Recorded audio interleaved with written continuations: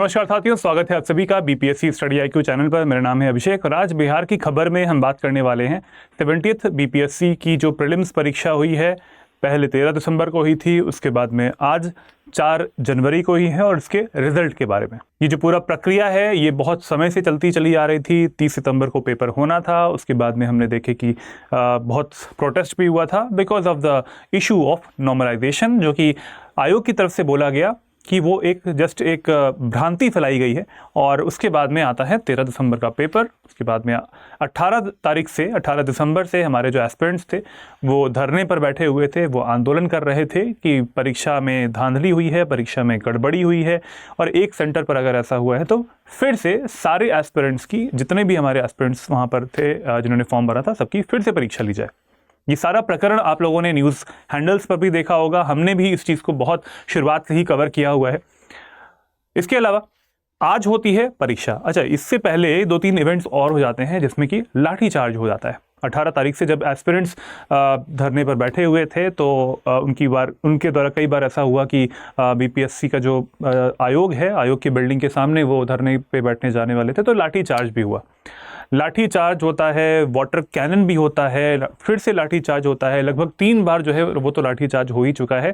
Law and order के नाम पर उनके जो लॉ एंड ऑर्डर सिचुएशन है उसमें ऐसा बोला जाता है कि ये मिसक्रिएंट्स हैं और वो कहीं ना कहीं अव्यवस्था और फैल सकती है, जो कि जन सामान्य है उनको परेशानी हो सकती है इस आंदोलन से। इस वजह से ऐसा किया गया।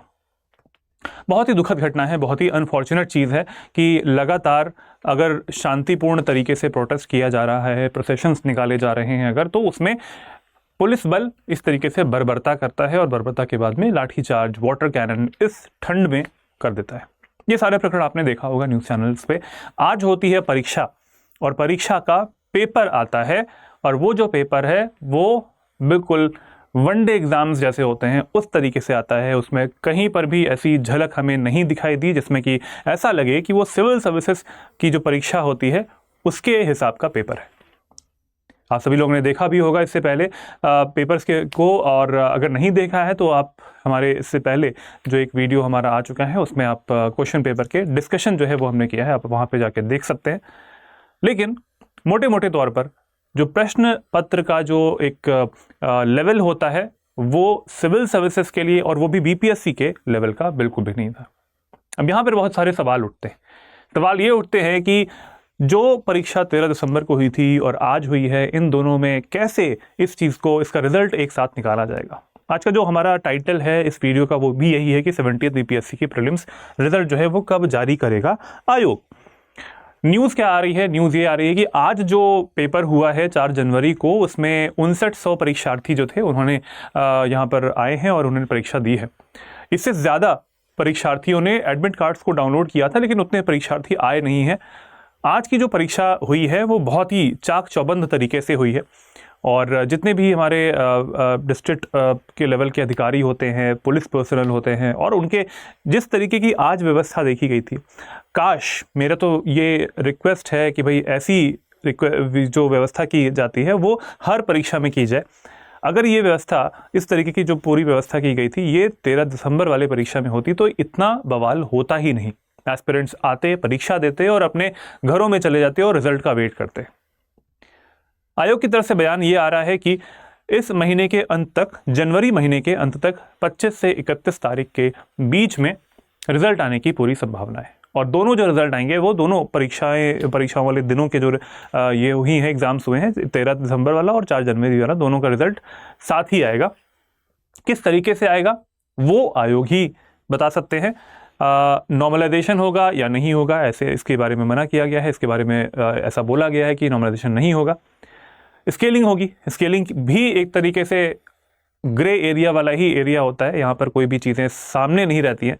पेपर अलग है। जीएस पेपर का लेवल आज का बहुत ही आसान था और बिल्कुल ऐसा नहीं लगा। डिस्कशन करते के टाइम पर भी हमने देखा, हमारे जो एस्पिरेंट्स थे कमेंट बॉक्स में वो कमेंट करते जा रहे थे कि बहुत ही सिंपल पेपर है। 150 क्वेश्चंस में से 140 क्वेश्चंस तो वो करके आए हैं और 122 के आसपास उनके मार्क्स बन रहे हैं।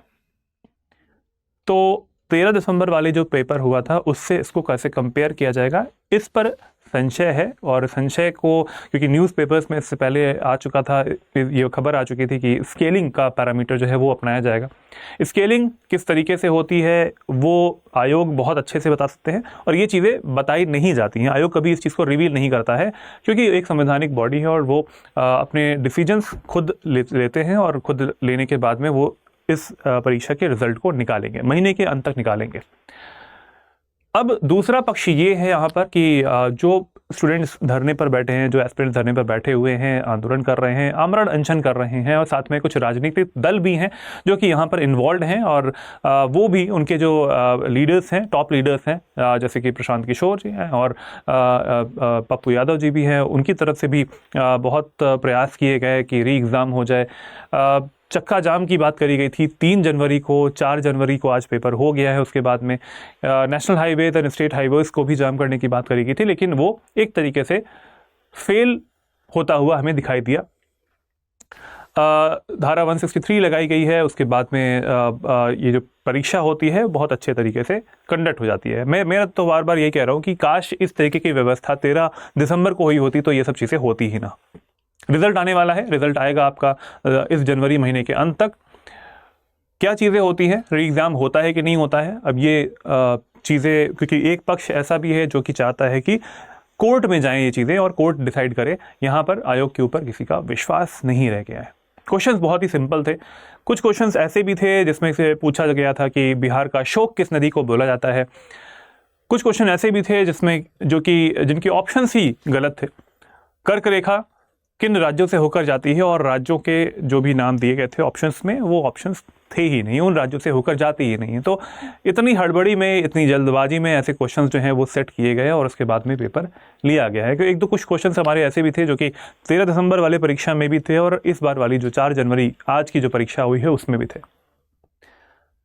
स्टूडेंट्स की तरफ से ये बयान आया है, कमेंट्स बॉक्स में भी लिखते रहते हैं, पर्सनल मैसेज भी करते रहते हैं कि ऐसा पेपर तो जो टीचर लेवल का जो पेपर होता है उसमें भी टफ़ क्वेश्चंस आते हैं, उससे भी ये कम टफ़ पेपर था। और पुलिस, जो बिहार पुलिस की भर्ती हुई थी उसमें जो परीक्षा हुई थी उससे भी हल्का पेपर माना गया है वाला। अब ये बात देखने वाली है कि कैसे आयोग डिसाइड करता है कि किस तरीके से इसका रिजल्ट निकाला जाएगा, दोनों को स्केलिंग कैसे की जाएगी, स्केलिंग के पैरामीटर्स क्या होंगे, स्केलिंग का लेवल कैसे होता है, किसको फ़ायदा मिलने वाला है, किसको नुकसान मिलेगा। ये सब चीज़ें हम आगे आने वाले वीडियोस में ज़रूर देखेंगे। बात ये आती है कि हम बिहार को किस तरीके से याद करने वाले हैं। बिहार जो कि शिक्षा का केंद्र था एक समय पे, और बहुत समय से उसकी जो एक लेजेसी है, एक जो एंशिएंट टाइम से जो लेजेसी बनी हुई है बिहार की, वो आज तार तार होती हुई दिखाई दे रही है। स्टूडेंट्स रोड पर हैं, स्टूडेंट्स प्रोटेस्ट कर रहे हैं, उनके ऊपर लाठियां भाजी जा रही हैं, उनके ऊपर FIR करी जा रही हैं, उनके ऊपर बिना बात के जो लाठियां हैं वो चलाई जाती हैं, और FIR भी होती है, और उसके बाद में उन्हें बंद भी किया जाता है, उसके बाद में उन्हें डिटेन भी कर लिया जाता है। ये परीक्षार्थी है, ये कोई आतंकवादी नहीं है, ये कोई नक्सलवादी नहीं है, ये सिर्फ अपनी बात रखना चाहते हैं और अपनी बात पहुंचाना चाहते हैं चीफ मिनिस्टर श्री नीतीश कुमार जी के पास में। अब जो भी रिजल्ट आता है हम देखते हैं, सारी नज़र बनी हुई है। बिहार की खबर में जितनी भी इम्पॉर्टेंट चीज़ें होती हैं वो आप सभी लोगों के लिए लाई जाती थी अब तक तो, और ये भी इम्पॉर्टेंट ही है, लेकिन कोई कंटेंट आजकल मैं आप लोगों के सामने नहीं ला रहा हूँ, क्योंकि सबसे बड़ा मुद्दा जो है वो बिहार का यही बना हुआ है इस टाइम पे। इस वजह से इस चीज़ को कवर करना सबसे इम्पॉर्टेंट है। डेली इस चीज़ को लाया जाएगा आप सभी लोगों के लिए। बिहार की खबर जो है वो आपको सभी लोगों को प्रोवाइड की जाएगी। जो भी वहाँ पर ग्राउंड लेवल पे चीज़ें चल रही हैं वो सभी चीज़ें आपको यहाँ पे बताई जाएंगी।